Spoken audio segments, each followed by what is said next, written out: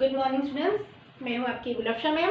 Okay, आपका हार्दिक स्वागत है साइंस 360 डिग्री चैनल पर। क्लियर है बात? तो हम जो लर्न करेंगे वो है हमारा science.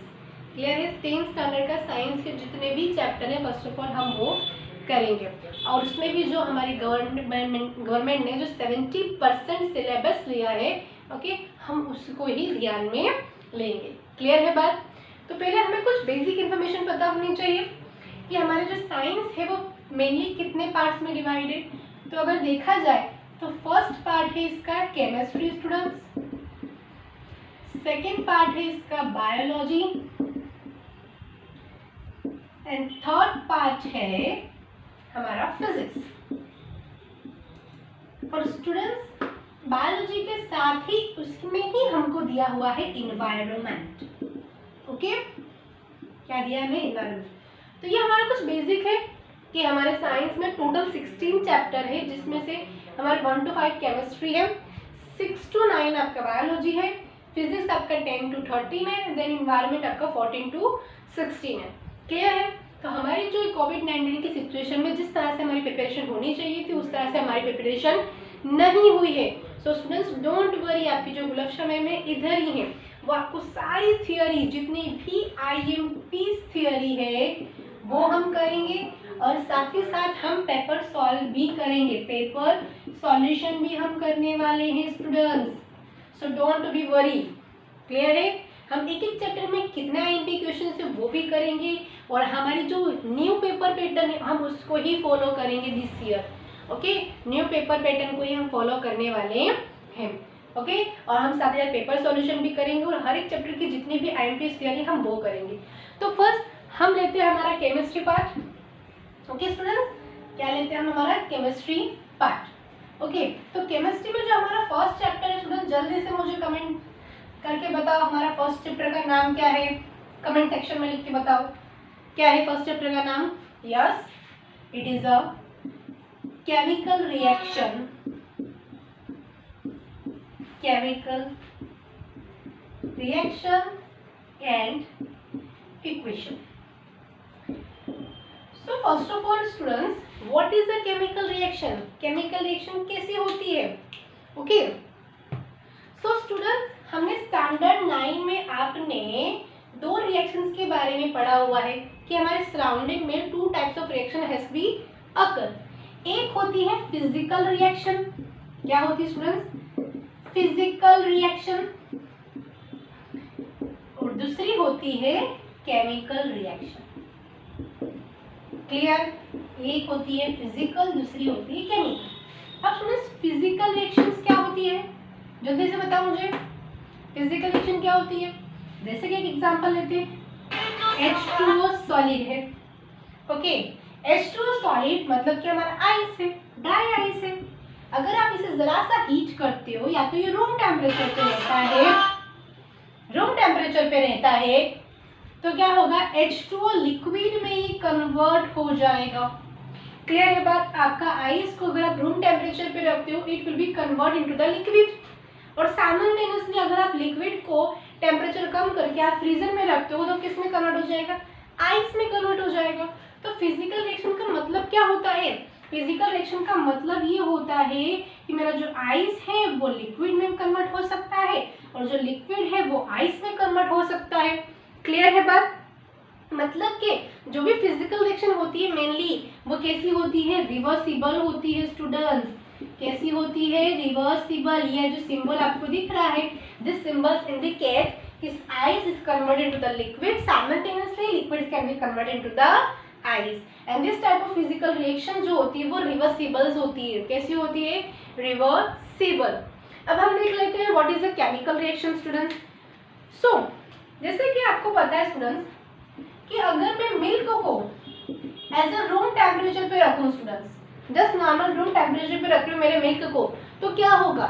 It will be convert into the curd, spoil हो जाएगा। यस और नो? कर्ड हो जाएगा।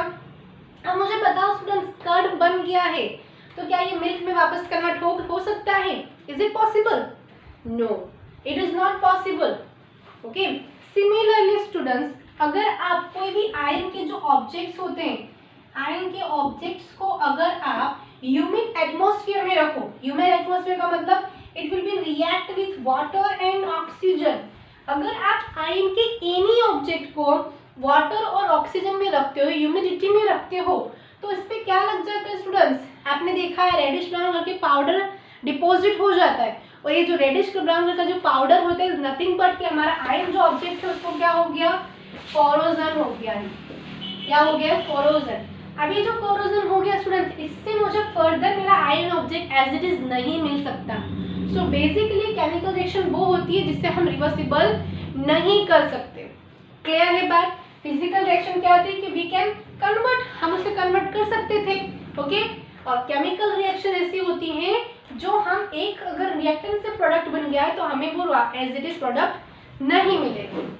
क्लियर है बात, ओके। सो आपको एक एक्टिविटी दी हुई है जो आपने स्टैंडर्ड आई थिंक 8 में भी करी हुई है, चैप्टर नंबर 6 था आपका स्टैंडर्ड 8 में, कि burning of magnesium ribbon.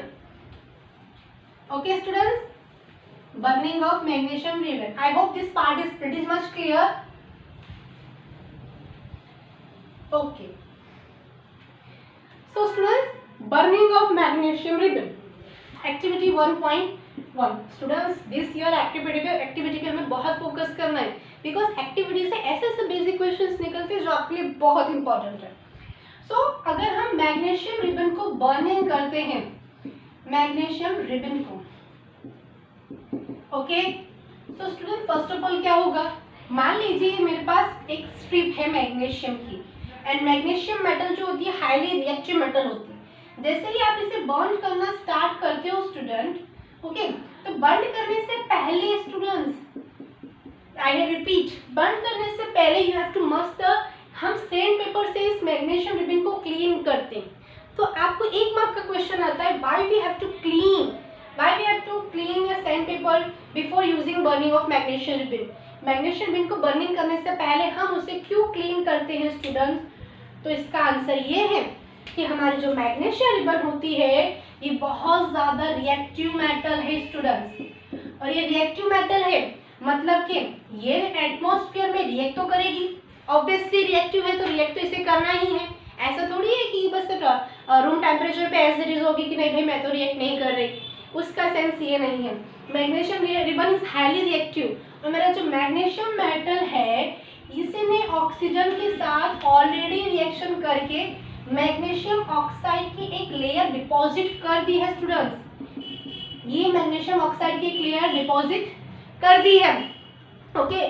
So we have to use a sand paper to clean this, okay. हम इसीलिए सैंड पेपर यूज करते हैं और मैग्नीशियम रिबन को क्लीन करते बिफोर बर्निंग। बिकॉज क्या होगा, अगर आप डायरेक्टली मैग्नीशियम रिबन को बर्न करोगे तो जो इसका इग्निशन टेम्परेचर होता है स्टूडेंट स्टैंडर्ड 8, इग्निशन टेम्परेचर का मतलब क्या है, the lowest temperature in which the catch fire, जिसमें फायर लग सकती है। तो ऑलरेडी यहाँ पे तो जो इसका इग्निशन टेम्परेचर होना चाहिए उसमें और ज़्यादा हो जाएगा। That's why we have to clean, हम इसको क्या करते हैं, क्लीन करते हैं। We have to use a sand paper to burning a magnesium ribbon को बर्न करने से पहले हम इसे क्लीन करते हैं। नाउ स्टूडेंट, अगर हमने उसे क्लीन कर लिया उसके बाद क्या होगा स्टूडेंट्स, जो मेरा मैग्नीशियम मेटल है वो मैग्नीशियम ऑक्साइड में कन्वर्ट होगा। तो यहाँ पे आप देख सकते हो ये सॉलिड है स्टूडेंट्स, मैग्नीशियम ऑक्साइड क्या है, सॉलिड है, और मैग्नीशियम ऑक्साइड भी आपको सॉलिड मिला, बट दिस टाइम आपकी जो स्ट्रिप थी यहाँ आपको पाउडर फॉर्म में मिला है स्टूडेंट्स। क्या मिला है, पाउडर फॉर्म में। तो हम कह सकते हैं this is a chemical reaction, एक पर्टिकुलरली क्या है, केमिकल रिएक्शन है, ओके। तो यहाँ से आपके 1 मार्क का क्वेश्चन ये आता है कि why we should to clean the magnesium ribbon before burning. So आपका आंसर क्या होगा, magnesium metal is highly reactive metal, okay. It react with oxygen to make a layer magnesium oxide which is already deposit, जो already deposit हो चुकी है। So we have to use a sand paper to clean this strip. Now activity 1.2, हमारे पास एक conical flask है students. इस conical flask में हमारे पास क्या है, कुछ जिंक ग्रैन्यूल्स। क्या है, जिंक ग्रैन्यूल्स। जिंक ग्रैन्यूल्स को हिंदी में आप कह सकते हो जिंक के छोटे छोटे से कण प्रेजेंट है, और जिंक ग्रैन्यूल्स पे जैसे ही हम स्टूडेंट्स क्या ऐड कर रहे हैं, हाइड्रोक्लोरिक एसिड जैसे ही ड्रॉप बाय ड्रॉप डाल रहे हैं स्टूडेंट्स, याद रखना students, hydrochloric acid concentrated acid है, और जैसे हम hydrochloric acid drop by drop डाल रहे हैं, so my zinc metal is to be react with the hydrochloric acid, hydrochloric acid के साथ रिएक्ट करेगा, और क्या होगा students, see this, my zinc metal is react with hydrochloric acid, okay, to form zinc chloride, क्या बनेगा, zinc chloride, and hydrogen gas evolve होगी students, क्या हो रहा है स्टूडेंट्स, हाइड्रोजन गैस इवोल्व हो रही है, और हमें कैसे पता चलेगा कि हाइड्रोजन गैस इवोल्व हो रही है students, how we have to know that कि this gas is must be the hydrogen gas, easy है स्टूडेंट्स, अगर आप बर्निंग मैचस्टिक लेके जाते हो, burning matchsticks otherwise burning candle,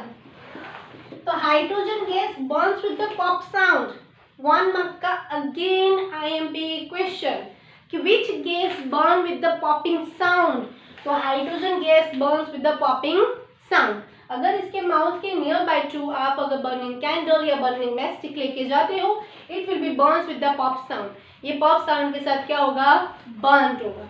so again हमने देखा यहाँ पे इवोल्यूशन ऑफ गैस हो रही है, हमें गैस इवोल्व हुए मिल रही है, इट मीन्स ये मस्ट बी क्या है, evolution of gas, it must be a chemical reactions, तो ये क्या है स्टूडेंट्स, केमिकल रिएक्शन, क्लियर है बात।